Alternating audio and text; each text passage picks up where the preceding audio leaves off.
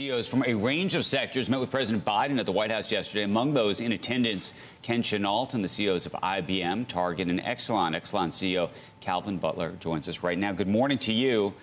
Calvin, take us inside the room. What did you hear? What did you learn? Well, first off, good morning. And it was an opportunity for many of us to talk with the president about the economy, and more importantly, his desire to continue a strong stimulus where we as an industry, multiple industries, are partnering with him and his administration to really drive economic growth in a faster, more efficient manner. So what does that actually mean, though, in terms of the kind of, you talked about stimulus. I think there's a lot of people who think that we're on a sugar high already and maybe overstimulating the economy in terms of what the government's doing.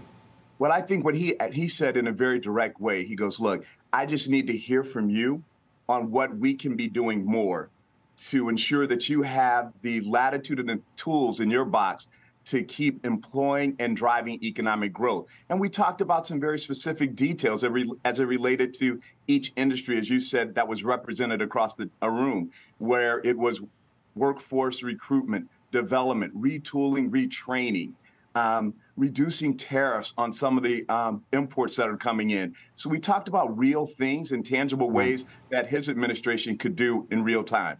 Calvin, did you guys talk at all about what's happening with labor, wages, strike obviously going on with the auto workers right now, and also in Hollywood when it comes to actors, but even more broadly, just the labor movement and the cost of labor? We didn't talk about that specifically, but what we did talk about is the pain that the average Americans are feeling in terms of the inflationary pressures that they're facing each and every day, in terms of just some of the common goods, whether it be prices at the gas pumps, things at the grocery store. So we did talk about those things. And we also talked about the need to attract a trained workforce and to ensure that it's a partnership between business and labor to drive solutions and create solutions, and not pitting one against the other, that it must be a joint effort so we can keep moving the economy forward. It's a third rail issue. I'm curious if it came up. Immigration, obviously a big issue in the business community in so many different dynamics and ways.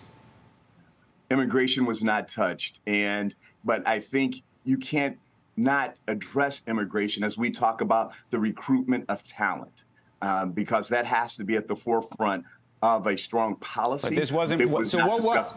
But on a very specific level, then, what was brought up, and what was the takeaway? I mean, did you walk out of the meeting thinking, "Okay, this is fantastic. They're on it. This is great"? Did you think, "I don't think this is great. They're not on it"? What was the takeaway? Well, I would tell you the biggest takeaway was a couple of things. One was that you had an administration that was willing to listen in a bipartisan manner. We didn't talk politics. We talked about what can we do in a bipartisan manner to really drive this economy. The second piece I'd say is the takeaway is that they were willing to listen and say, okay, this is not just going to be a one and done. Let's have continued conversations about what's working and what's not. And I think that's the biggest takeaway that I took from the meeting. Any discussion of what's taking place in the Middle East and Israel and the like? It was not. We addressed the issue from the world right now is in a perilous place. And every time you turn on the news, you feel something else that is just pulling you away and dividing not only our country, but the world in general. So that was discussed. And then we went down into the issues impacting business. Well, let me ask you another one, because there's another number of multinational businesses on that list that do business in China. Again, a third rail issue for some people. Was that addressed? It was addressed, the need to protect our proprietary information, our technology, and to ensure that we always are competitive and we weren't giving our intellectual property away. Yes, that was addressed.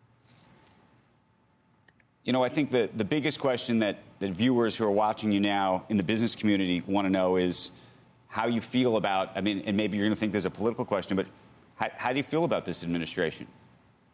And did your opinion going in and your opinion coming out of the meeting change anything for you?